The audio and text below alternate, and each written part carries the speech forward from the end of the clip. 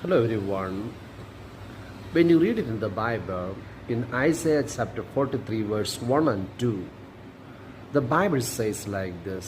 യെശയ്യാ പ്രവാചന പുസ്തകം അതിൻ്റെ 43-ാം അധ്യായം 1-2 വാക്യങ്ങളിൽ പ്രകാരം എഴുതിയിരിക്കുന്നു. Fear not, for I have redeemed you. I have called you by your name. You are mine. When you pass through the waters, I will be with you. And through the rivers, they shall not overflow you. When you walk through the fire, you shall not be burned, nor shall the flame scorch you. Okay?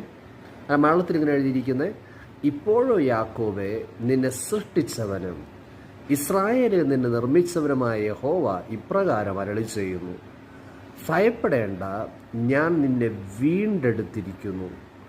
ഞാൻ നിന്നെ പേർ ചൊല്ലി വിളിച്ചിരിക്കുന്നു. നീ എനിക്കുള്ളവൻ തന്നെ.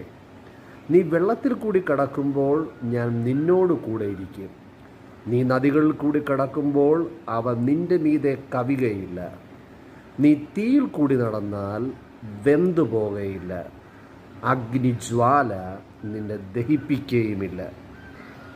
So here what I want to share with you is, see, in the word of God it is very clear. God spoke to us.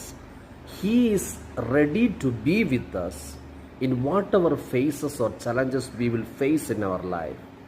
ഇവിടെ ദൈവവചനത്തിൽ ദൈവം പറഞ്ഞിരിക്കുന്ന ഒരു വാഗ്ദത്തം എന്ന് പറയുന്നത്, ഏതെല്ലാം ജീവിത സാഹചര്യങ്ങളിലൂടെ കടന്നു പോകേണ്ടി വന്നാലും അതിൻ്റെ നടുവിൽ ഞാൻ കൂടെ ഇരിക്കാം എന്ന് ദൈവം വാഗ്ദത്തം ചെയ്യുന്നുണ്ട്.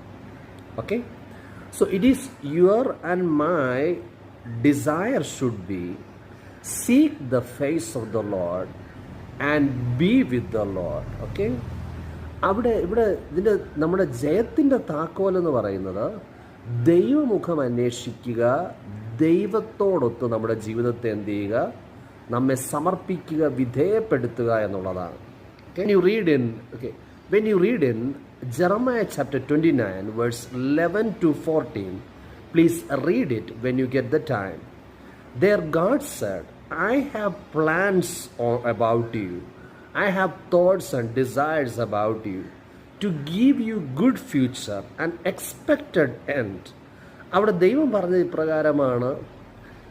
ദൈവം പറഞ്ഞ എങ്ങനെയാണ്, എനിക്കും നിങ്ങളെക്കുറിച്ചുള്ള വിചാരം അത് തിന്മയ്ക്കല്ല, നന്മയ്ക്കത്രയുള്ള നിരൂപണങ്ങളെന്ന് യഹോവയുടെ അരുളപ്പാട്.